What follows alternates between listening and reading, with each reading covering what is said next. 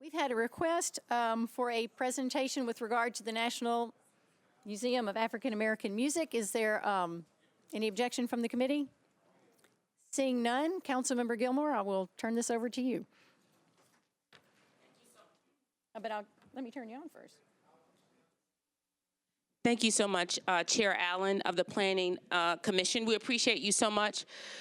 We have Mr. Henry Hicks with us, who we appreciate, who is the fearless director over there at the National Music of African American Museum. And he's just going to give us an update. We're having a meeting tonight at 7 o'clock. There's a resolution that's coming before the council. We just wanted him to give us an update, and he has indulged us. We asked for requests. We requested it from the African American Museum and as well as the developer, but Mr. Hicks has shown up, so just let the record show that. Thank you so much. I appreciate you. We appreciate you being here. Your mic is on. Sure. Well, thank you, Council Lady Gilmore and Chair Allen. I appreciate it, and I appreciate you all having me here. I'm happy to provide you with an update as to where we stand with the project. I want to acknowledge the support of my board member and staff member here with us as well, and we'll be around if anyone has any questions. So if we could flip to the next slide. I wanted to just provide the council with a reminder of where we were in 2009 and maybe a little bit prior to that time. There was a plan to construct what at the time was known as the Museum of African American Music, Art, and Culture on Jefferson Street. There were plans for a 60,000 square foot facility that would have been on about 2 levels at the corner of Rosa Parks and Jefferson Street. And then in 2012, in late 2012, we began a conversation with Mayor Dean and his administration where we discussed the possibility of relocating the museum to the Nashville Convention Center site. At the time, the plan was to renovate that structure, and the museum would have been allocated actually 40,000 square feet, and we would have planned to construct a second level so that we would have been able to have 60,000 square feet with a Broadway entrance. When the project was awarded to Spectrum Emery and Oliver Macmillan in October of 2014, the developer came before the council and proposed a structure that would look similar to this one, which would have reflected the museum being on Broadway, just up the corner from Fifth Avenue, with about 40,000 square feet with an entry off of Broadway. Later, that was amended to be 45,000 or so square feet. And then by November of 2015, as the project moved along, the developer proposed that we have an entry instead on Fifth Avenue. And we would have had 50,000 square feet, which was an increase of about 5,000 square feet from the contracted amount with the city on one level with a Fifth Avenue entry. We had some challenges with that particular plan as provided by the developer. There were several things that we weren't pleased with. One was an entry on Broadway. Second was that the lobby level of the museum would drop about 6 feet from the entry. In addition to that, there would be very little natural light in the museum, and while that's advantageous for the exhibition gallery, it probably is a good idea to have a little bit of natural light come in, at least in the lobby area. In addition to that, there was no frontage for retail on either Fifth or Broadway for the museum, as well as a large portion of the gallery space was going to be situated under the roadway that is planned to be constructed on that site. And as well as there were some complex issues with the loading dock as was planned. However, as of September 2016, thanks in part to the involvement of the City Council and Council Lady Gilmore and the members of the Minority Caucus, where we've arrived as of September was really a dual entry approach. So there will be entries for the museum on Broadway as well as on Fifth Avenue. The space has increased to about 56,000 square feet, which is about 10 or 11,000 square feet more than contracted. And these are just some renderings that I'll show you. And so you see here an image of Mahalia Jackson kind of looming over Broadway just across the street from the Bridgestone Arena. And then this is an image of an architect's rendering of the entry to the museum on Fifth Avenue. And you can see here that there would not only be a large entryway for the museum, but also some retail frontage that would be below the grade of the street. So there'd be a little bit of a courtyard there. This is another image of that same angle of the museum, and this time you can see an image of Jimi Hendrix up above Fifth Avenue, but you also see what is called the coplanar street. So the curb and gutter comes out of this design, or at least is masked, so that the street looks a lot like the street looks down between the Omni Hotel and the new Music City Center, and that is what is planned for the entry across in front of the museum, so the street would look like that. So what this slide suggests is that some of those same challenges that we had back in October of 2015 when the Fifth Avenue entry was proposed, most of them or all of them really have been resolved by the developer, and again, with the support of the council. And so this is where we are. And so I'll flip through some of these forthcoming slides to show you, give you a sense of what the interior of the museum would look like. We're excited and we're ready to go. So this is maybe a little bit hard to see, but this is an interior scheme of the museum, including the gallery space on the left-hand side, including a theater, 5 permanent galleries, as well as a central gallery that we're calling the River of Rhythm. In addition to that, the image to the right shows the back of house spaces, the office space, conference room, and some performance spaces as well around the exterior of the galleries. And this is a rendering of the lobby of the museum. And so you can see in the lower left-hand corner kind of a view from the lobby of the museum out to Fifth Avenue. And you can see where you do have to go up about 6 feet, but we've managed to turn that again into a performance space. And so we're pretty excited about that. But also the way the back wall of the museum, so the black and white image there shows our exhibit designer's rendering of what the wall would look like to really kind of define the place where you are. And so this, on the left-hand side here, shows what we're calling our Roots Theater. So this theater would seat about 200 people. And then in the upper right-hand corner there is the entry to the Oh Happy Day Gallery. And one of the things that's really important to us is to make sure that we tell the Nashville story as we go through the museum. And so as we look at and we think about the Nashville story, there are certain artists and key figures in music history that would show up in these galleries. So here on the left-hand side is our entry to is an image of the Crossroads Gallery, which would represent, of course, the blues, and then A Love Supreme in the upper right-hand side. Then again, on the lower left-hand side in black and white, this is an image of the Thriller Gallery, which would be a multimedia presentation of the electronic age of music. And then in the upper right-hand corner, the Started from the Bottom Gallery, which chronicles the rise of hip-hop and rap music. And so this is a nighttime image that you all may have seen. This particular image does not show the Broadway entry for the museum, but it would be there just off the corner, and so we're excited to go. So that concludes my presentation. I'm happy to answer any questions. Thank you very much. Are there any questions? Thank you very much. Councilmember Hurt, I saw you reaching. We do have one question, I believe. Thank you, Mr. Hicks. I didn't see the Fairfield 4 up there. Rest assured, we've not forgotten the Fairfield 4. All 5 of them.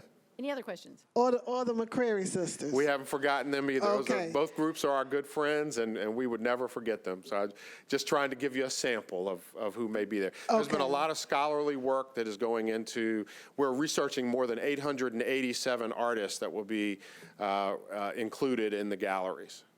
And can you remind us again where this meeting at 7 o'clock is? The meeting at 7 p.m. Yes, ma'am. It's at Pleasant Green Baptist Church on Jefferson Street. Okay, great. I thought that there were, I'm not very, very familiar, but it's some information that I have received.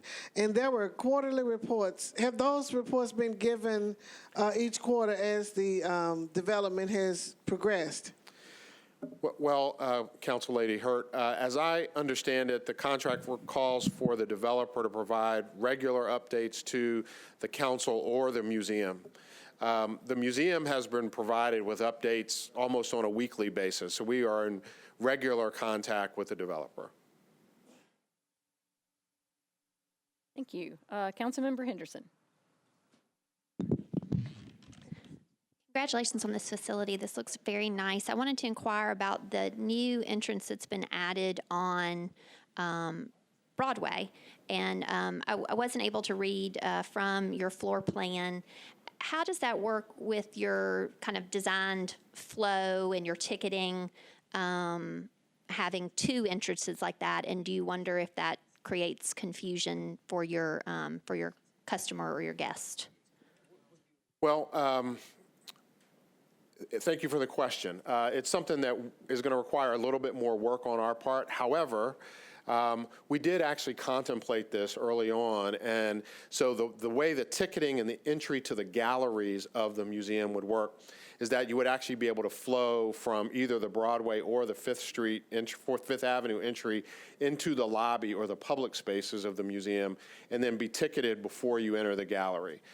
So it shouldn't pose much of a problem. I appreciate that. And I was glad to see that you had the retail space on Fifth. Can you speak to how you are, if you are partnering with the Country Music Museum, just for the overall Nashville kind of music experience? Like, if you go to one, do you get a discount at the other? Do you all have maybe a restaurant component that you're thinking about? Or are you partnering with some of the, to think about how that might fit into your message? Sure. Well, the answer is yes to both questions. We've had conversations with the Country Music Hall of Fame, as well as the Frist and several other attractions in town, including some of the tour operators in town, about ways that we can offer multi-destination ticketing, as well as through the Convention and Visitors Corporation. So that's something that, very preliminary stages, but it's something that is naturally planned to do. In addition, we are contemplating something of a cafe concept, sort of a light restaurant concept, and we've had some conversation with at least two operators that might operate that on our behalf in such a way that we would profit from it, but not need to enter into directly being in the restaurant or food service business, but we would essentially contract that to a third party. So we've had some of those conversations. Thank you. Councilmember Sledge. Thank you, Madam Chair. Thank you for being here. I had a question based on the facade here. Given that you're going to have a lot of your branding that's going to be right over whatever this tenant is on the corner, does the museum have any say on who that tenant will be? No, we do not. Okay. I just that helps, because I do wonder if you have. I love the artwork that's portrayed here. Yes. I worry about if there's also dominant artwork on both sides of that facade, that it overshadows the museum's artwork. Well, I think all of the signage will be subject to zoning requirements or zoning limitations, and unless there are some waivers to some of the zoning requirements. I will say that the signage that is contemplated for the museum will require some waivers of some of the zoning ordinances that are in place today. But all of the signage would be subject to zoning, as I understand it. Thank you. Councilmember Cooper. Thank you, Chairman. Very quickly, I just want to point everybody's attention to this picture, which is a picture of a restaurant. You can barely really see the museum, and the amount of money behind that restaurant facade is $70 million. Really 80 if you count the $10 million that we're appropriating to the museum itself. So $70 million, $34 million underground parking garage, $25 million TIF, $11 million from the sale of the convention center, and you are looking at a picture of a restaurant, not of a museum, and this is the best elevation that you have. So I feel that it answers its own question of what are we getting? You're getting a fantastic restaurant site and not so much of the museum's visibility and importance on its corner. And with that, thank you, Madam Chairman. Councilmember Dowell.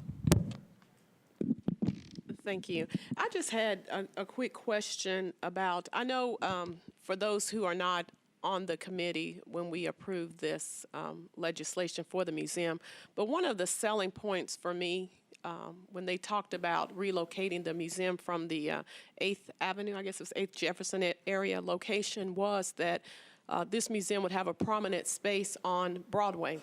And one of the rationale for that was that it would get more foot traffic because it's right on Broadway, and that'll be part of the brand of the city. And so I don't want to,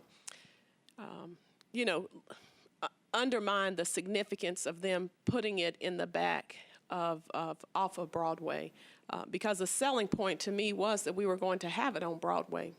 And I think that's what really encouraged a lot of people on council to support this redevelopment, because we were going to have another venue of this nature fronting Broadway.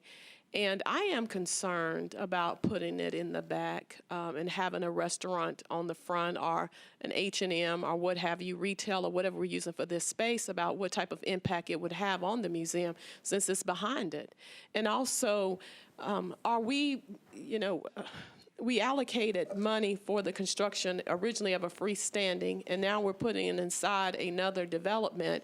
I am concerned about the cost, because this is not a significant piece of real estate that you're in now. You're in the back versus being in the front, and are we getting any kind of concessions for you being relocated to the back? And the last question I was going to ask to you is that knowing that when we made this, when we passed this piece of legislation, it was understood that it was going to be on the front. At any time, did you all think to come before the council and discuss with us the change? Because I think it's significant. It's not just making a change of adding another floor or a few thousand feet of space. It's actually, in essence, changing the location, in my opinion, because the location was communicated that it was going to be on this corner. And now that it's not, I think it's significant. And I do respect your ability to make the decision, but I also know that we as a body, and I know specifically for me, I supported this knowing and understanding that it was going to be in a specific location and not behind some honky-tonk or some bar or some retail outlet on the front of Broadway. And I do think it lessens the impact, because this museum is supposed to be of a Smithsonian level type of museum. And it does, when you look at it, it's not as aesthetically attractive being behind that brick edifice that we see poking out on the front of Broadway and Fifth. So. Sure, so I'll comment on at least a couple of those things. Ms. Hayes, if you could perhaps flip to the 10th slide in the deck. That one right there. So I would say, in terms of your question, I'll answer them in reverse order. In terms of your question about coming to the council, we did in fact schedule at least 2 meetings with the minority caucus of the council to share updates, and those meetings were canceled until today, until this meeting. So this is So we did attempt on 2 prior occasions to come. We also had we did have a press conference at which 1 or 2 or 3 of the council people were present, where we made the announcement of the change in May of this year. But it also, in terms of the response to you make an interesting point. I think that we are excited about having 2 entries, one on Broadway, which will address kind of the historical significance of Broadway. But one of the things that is significant about the coplanar street and the Fifth Avenue entry and that whole design, I think, is that we have to try really hard to reimagine Fifth Avenue. So it won't be the Fifth Avenue of today, but more the Fifth Avenue of the arts of tomorrow. And the coplanar street helps to address that, at least in our estimation. And so I think that what will occur in the future is that the people will be more on Fifth Avenue than they will be on Broadway above Fifth Avenue. And so that was one of the considerations that we took into account. And so one of the questions that I've asked over and over again, both of the developer and when I can of the city, is how good do we feel about converting Fifth Avenue truly into the Avenue of the Arts and creating this kind of coplanar plaza street-like environment? And to the extent that we feel really good and that we're confident that we're going to go forward with this type of design for Fifth Avenue, then I think that this ultimately becomes the better front door, not just for the overall project, but also for the museum. And that puts us in good company with the ability to walk down Fifth Avenue to our museum, as well as to the Bridgestone Arena, to the Country Music Hall of Fame, to the Omni, and to the Music City Center, all along Fifth Avenue. And so that's what we expect will occur. And I would actually ask for the assistance of the council in this body to make certain that Fifth Avenue turns out looking as fabulous as this image. One more question? Make one more comment, is that I appreciate you reaching out to the Minority Caucus, but it wasn't the Minority Caucus that approved this incentive agreement. It was the entire council body. And I think what would have been more appropriate, even though it's hindsight, was to reach out to the Convention and Visitation Bureau and come before the entire council body like today. I'm still not comfortable with it. And I guess because, I prefer the freestanding museum. But the selling point to get the museum on Broadway was having a key location. When we think about Nashville, and I think this will be true many years to come, because Broadway has built a brand. And when we think about Nashville, we think about Broadway. And I know in the future, 2nd Avenue may have some significance like Broadway one day, and 5th Avenue may develop, but today it's not. And it's all across the country. There are many cities and there are streets that are related to that city that speaks to the brand. And the selling point of the museum in this location was that we are putting a music venue on Broadway. And so it's not on Broadway. And since it's not on Broadway and it's not in a key, space, you have to turn from the design. And I know this is not final, but I couldn't tell that, looking down Broadway, you really couldn't tell. What was key and prominent was that corner space with that restaurant brick design on it. It wasn't the museum. And we were sold on that key location. And I think, as we go forward and we have deals like this and we agree on a location that's understood on a location, if it changed, then to me that's of significance where you should come back before the council body and have a conversation with us about the change. Instead, having a press conference that I was not aware of, nor, I think what would have been appropriate is come back like you are tonight and set up a meeting with the whole council body that voted on it to alert us that there's interest in making a change in it. But thank you. Councilmember Berger. Thank you, Madam Chair. I was not on the council when this legislation passed. So I apologize for asking some of these questions. I just need historical context. And again, I apologize in advance if I've missed what's been presented in the presentation. So how did we get from moving the proposed museum from the corner of Broad to the backside? I believe that Mr. Hicks has walked us through that process. That's why I apologize in advance. I'm just... Sure, and in summary, the original proposal for the museum that was a part of the package that was approved by council had the museum with an entry on Broadway with 40 to 45,000 square feet of space.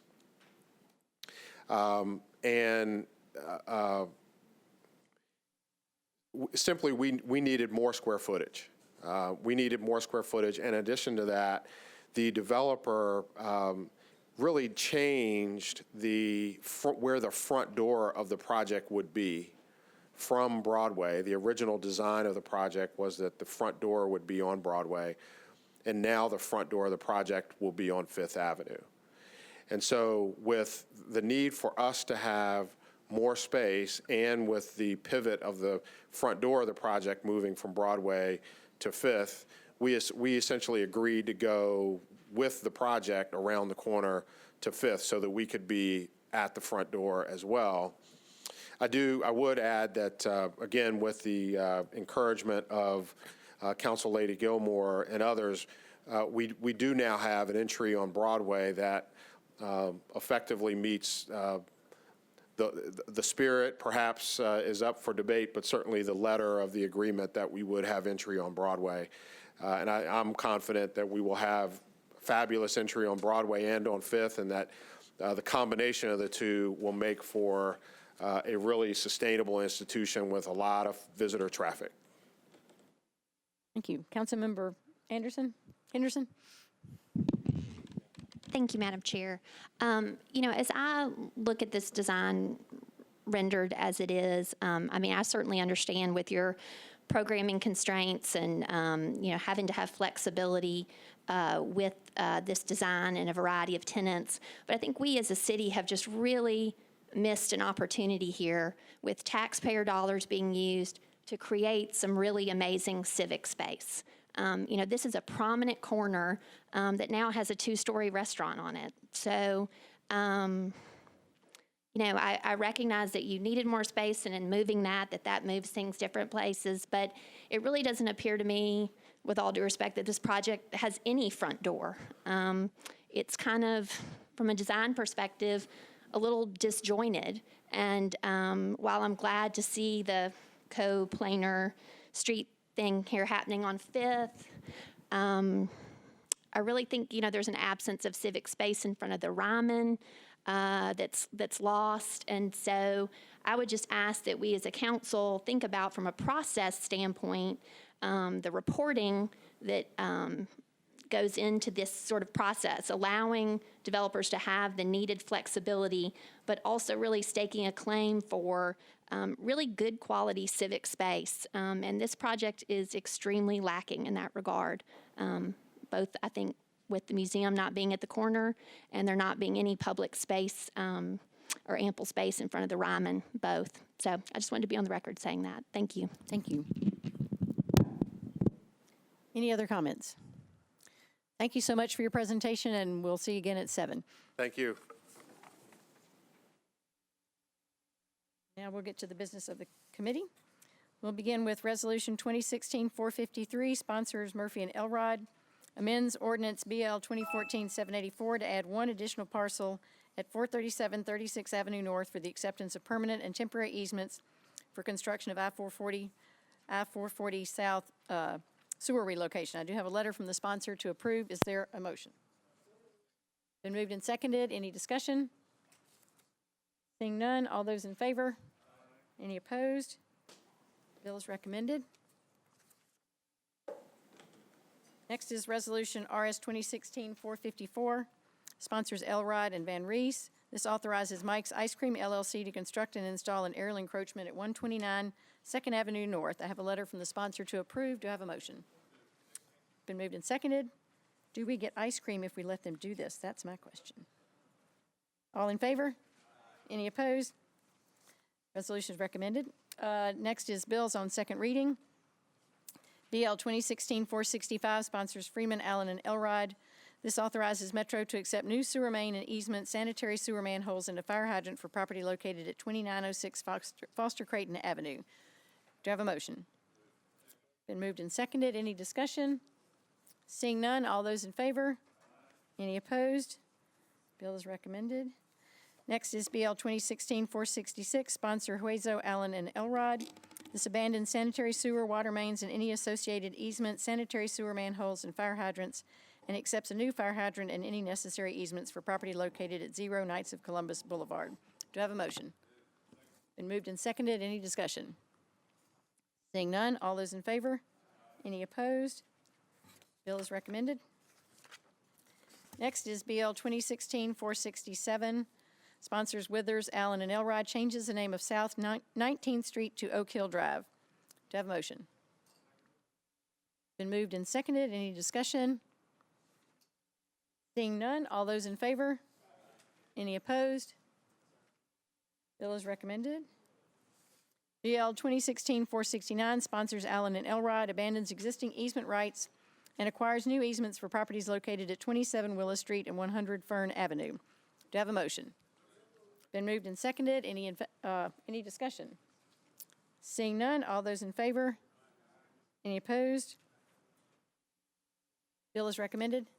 Councilmember Withers, you have a question? You can look on your face. Beg your pardon. Did we vote on 468? Let me check. That should have just been it. Oh, just did that one. Never Yeah. mind. I'm so sorry. We just did. Now we're on to 469. That's okay. BL 2016-469 sponsors Withers, Allen, and Elrod authorizes I may have thrown you in with our bill. Authorizes Nashville Downtown Partnership to install, construct, and maintain underground encroachments in the right-of-way at Porter Road and Eastland Avenue. Do I have a motion? Been moved and seconded. All those in favor? Any opposed? Bill is recommended.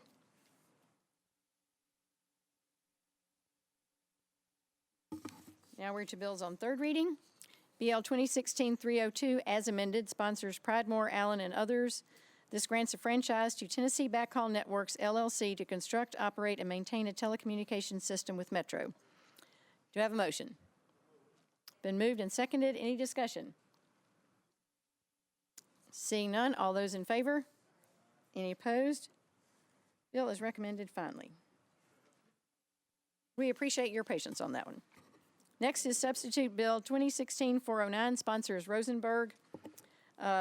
This was disapproved by the Planning Commission. This rezones 8.2 acres from R80 to SP zoning for property located at 7897 Old Charlotte Pike to permit all uses permitted by R80 and to Kendall, only permitted with issuance of a special exception permit by the Board of Zoning Appeals. I have a letter to defer to the second meeting in second meeting in December. Okay, it's been moved and seconded. Any discussion? All those in favor of a two-meeting deferral? Any opposed? Bill is deferred. Next is Substitute Bill 2016-412, sponsor is Murphy. This was disapproved as submitted, approved by substitute. Changes 0.62 acres from RM20 to R10 zoning for properties located at 2800, 2802, 2806A, 2806B, 2806C, and 2806D Marlin Avenue and Marlin Avenue unnumbered. I have a letter from the sponsor to be withdrawn. Do we need to vote on that?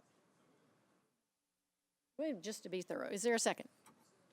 Okay, it's been moved and seconded. We are voting on the motion to withdraw. Seeing no discussion, all those in favor? Any opposed? Bill is withdrawn.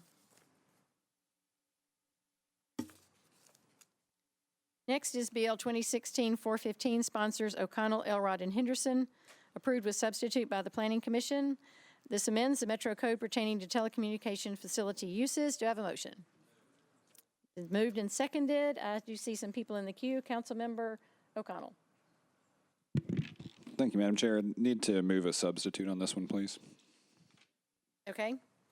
Can you tell us a little bit about the substitute? Sure. The substitute actually took input from industry and others to take care to define pedestrian travelway, because part of the intent of this bill is to ensure that we manage to allow for innovation through technology, infrastructure, and public utility infrastructure, but that we also take care to preserve access to public rights of way. So there was some good discussion about relocation of public utility infrastructure and the fact that we want to primarily focus on the area where pedestrians will be moving, and acknowledging that there are portions of rights of way that are specifically designed to host things like public utility infrastructure. So that is what the substitute seeks Great. to do. Thank you. Okay, is this discussion on the substitute? Councilmember Glover and Coleman, do you want to speak on the substitute or on the bill? Substitute or the bill? Okay. Councilmember Glover. Mr. Jameson, okay, so I certainly don't understand the federal law and our state law with regards to what we're trying to accomplish here. But does this substitute, in fact, not put us in conflict with any of the state or federal laws? Whoops, sorry. There you go. Not that I'm aware of, no. Okay, there was some question there, and obviously we've got a lot of this going on, and I just don't understand it. Are we opening ourselves up to any litigation with the way this substitute is written? Again, not that I'm aware of, no. Okay, thank you, thank you, thank you. Sure thing. Okay, any other questions on the substitute? On the substitute, Councilmember Coleman? Yes, sir.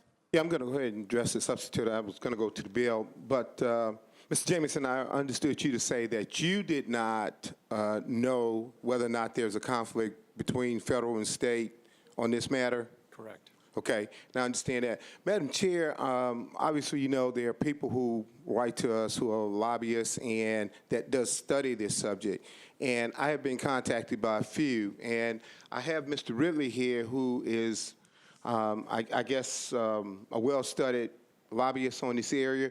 And because Mr. Jamison doesn't know, and there's other legal opinions on this, would it be out of the realm of possibility of having him address this question to see whether or not, because I've been told that we may have some overlaps in terms of federal, state, and local as it relates to the law, and that it is before a body of court, and in a few weeks it will be cleared up or it will be addressed. So my question to you, Madam Chair, would it be permissible to allow Mr. Nathan Ridley to address this body as it relates to a possible conflict? If it is the will of the committee, we can do that. Let me clarify. Right now, we're talking about a substitute which simply defines the outside 2 feet of the pavement as not I get that, right of way. but Is that what the question is about, or should we go ahead and deal well, with the no, substitute? the question is going to be on the bill in and of itself. Okay. But a minute ago, we addressed the same question, and Mr. Jamison said that he didn't know of a conflict. So if you feel comfortable coming back on the bill, that'll be fine. So I think what I'm saying is I feel comfortable that right now we're debating the definition of sidewalk and noting that the outside 2 feet is the furnishing zone and that we are asking people to move that in certain it was stated at the public hearing that in the downtown area there is no place to move out of the sidewalk. Right. And so Councilmember O'Connell with his substitute is simply defining that the furnishing zone is those 2 feet. Okay. So well, I like to hold my position position in the cube and come back on the bill. Absolutely, I think that's appropriate. So we are talking about the substitute. Is there any discussion specifically on the substitute, which simply deals with the definition of sidewalk? Okay, all those in favor of the substitute? Aye. Any opposed? Substitute is passed. Now, Councilmember O'Connell, do we need to move the bill as substituted? Let me find you. Yes, sir. Thank you. I would do that. And I would also say, I know we've got our own legal counsel, but I might also turn to Metro Legal for thoughts. I will say to my colleague, Mr. Coleman, that we have had extensive communications with industry for the past several months. And in fact, I've already been through one deferral on this. And I think, there has been a lot of discussion about legal ramifications and regulatory opportunities here and what the legal side effects of those might be. So I would invite Metro Legal to speak as well as somebody from industry. Thank you. So I would respond, Councilmember Coleman, to your request and invite your expert, and then we'll also hear from Ms. Costonis next. Mr. Ridley.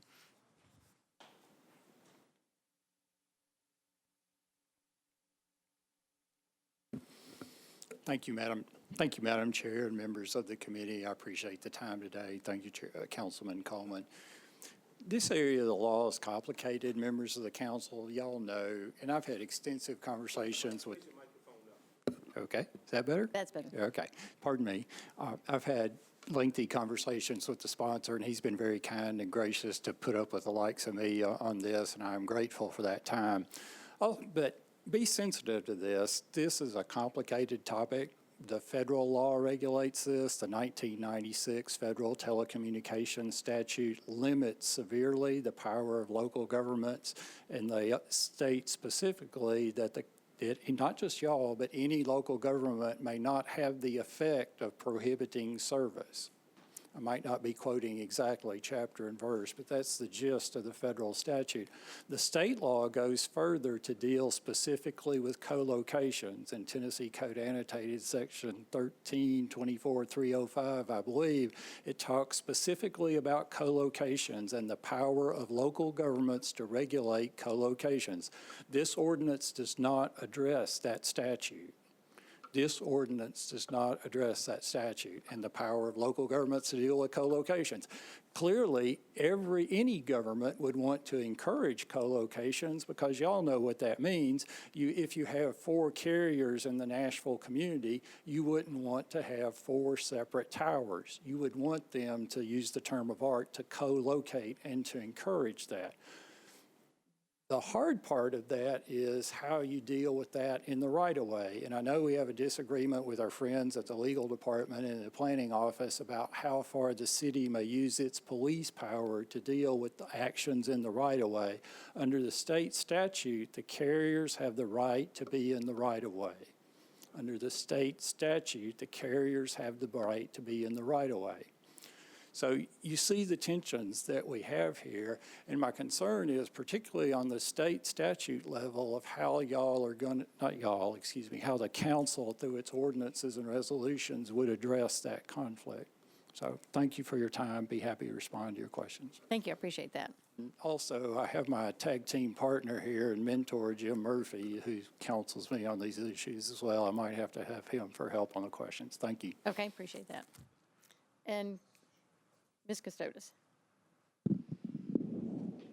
Hi. Yes, I wanted to say that we were familiar with the authorities that the gentleman referenced. We did draft this bill with awareness and understanding of 47 USC 332 C7 and also TCA 1324-305. We intentionally tried to work around those authorities and assured that this bill would not conflict with them. In doing so, we had the advice of consultants, including attorneys who work in this field extensively. Thank you. Other questions? Okay, we have a bill that's been moved as substituted. Thank you. Seeing no other discussion, all those in favor? Any opposed? All right, bill is recommended as substituted. Next is BL 2016-428, sponsor is Hastings. Changes 0.31 acres from IWD to MUNA zoning for properties located at 1333 and 1335 Baptist World Center Drive, I have a letter from the sponsor to approve. Do I have a motion? Been moved and seconded. Any discussion? Seeing none, all those in favor? Any opposed?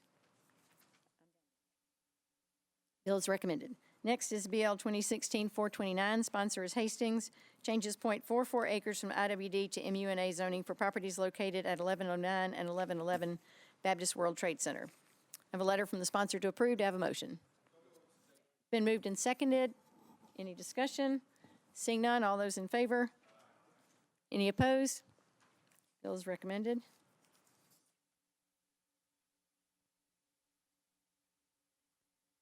Next is BL 2016-436, sponsor is Van Rees. Applies 12.87 acres to a landmark overlay district for property located at 1026 Gibson Drive. I have a letter from the sponsor to approve. Is there any discussion? Is there a motion? Been moved and seconded. Councilmember Sledge. Thank you, Madam Chair. I was just going to ask procedurally if we could take 36, 37, and 38 together, since they seem to all be the same. They do seem to be. Yes, you can. Our counsel says that we can, so I will read the captions for the other two as well. Thank you. BL 2016-437 applies, 12.7 acres, a neighborhood landmark overlay district for property at 1020 Gibson Drive, and BL 2016-438 cancels 12.87 acres of the Maybell Carter Retirement Center Planned Unit Development Overlay District for property located at 1020 Gibson Road.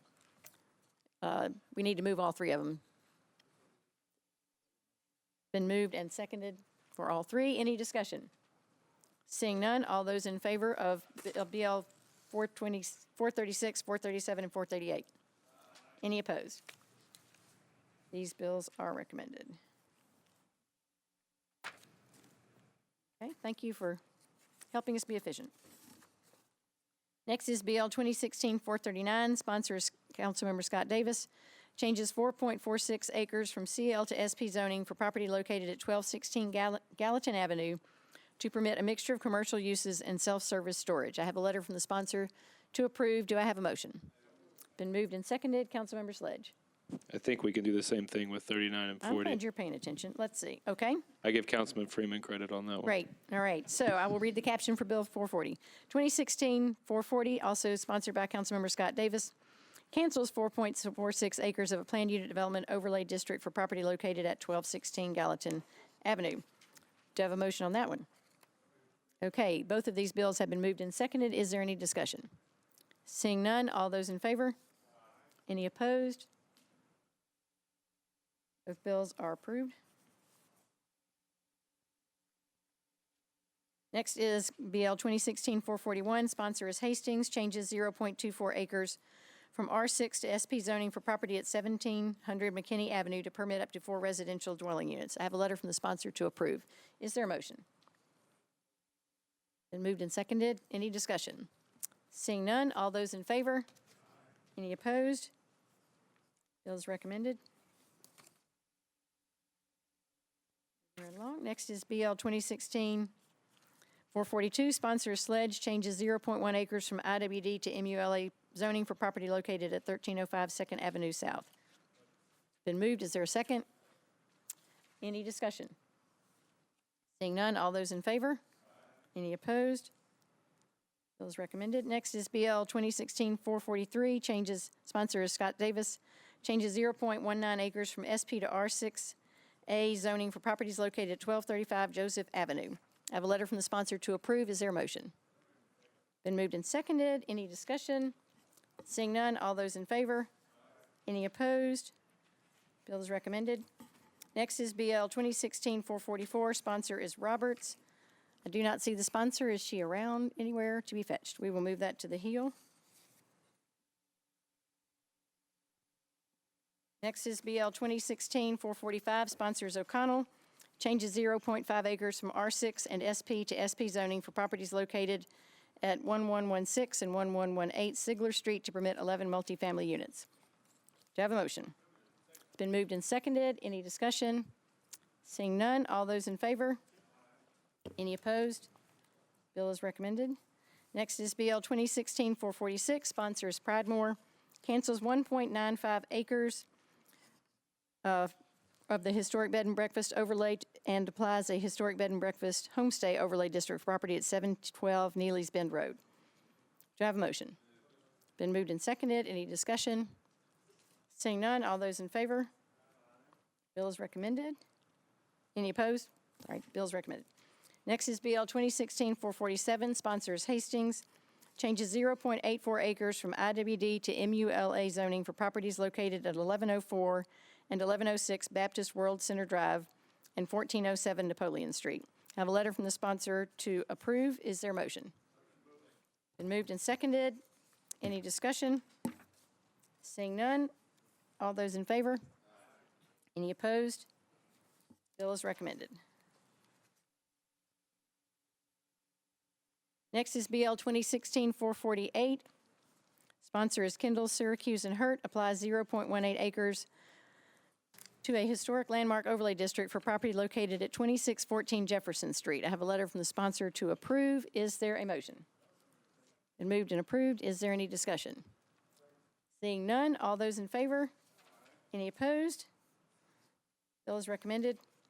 Next is BL 2016-450. Sponsor is Vercher. Applies 79.53 acres of a contextual overlay for various properties located at the southeast corner of Goodwin Road and Richards Road. Been moved and seconded. Any discussion? Seeing none, all those in favor? Any opposed? Bill is recommended. Next is BL 2016-451. Sponsor is Sledge. Changes 0.32 acres from R8 to SP zoning for property located at 1112 South Douglas Avenue to permit 4 residential units. Been moved. Is there a second? Great. Any discussion? Seeing none, all those in favor? Any opposed? Bill is recommended. BL 2016-452. Changes 0.8 acres from SP to SP zoning for various properties located on Garfield Street and 4th Avenue to permit 16 residential units. Councilmember O'Connell. Thank you, Madam Chair. On this one, we have an amendment that I would like to move, but at the request of the property owner after that is moved, I would like to move the overall bill to defer for one meeting. Okay, so we have an amendment that's been offered. Is there a second? All in favor of the amendment? Any opposed? Bill is amended, and now we're on the bill as amended. I'd like to move for a one meeting deferral, please. We have a motion to defer one meeting. Any discussion? Seeing none, all those in favor? Any opposed? Bill is amended and deferred. Next is BL 2016-455, sponsors Alan Davis and others. This extends the boundaries of the Urban Services District within the jurisdiction of Metro to include certain properties located in Council Districts 7, 8, 9, 13, 14, 15, and 31. Do I have a motion? Been moved and seconded. Any discussion? No discussion. Seeing none, all those in favor? Any opposed? Bill is recommended. We'll go back to, I'm going to check and make sure that there's not a letter that, give me just one moment.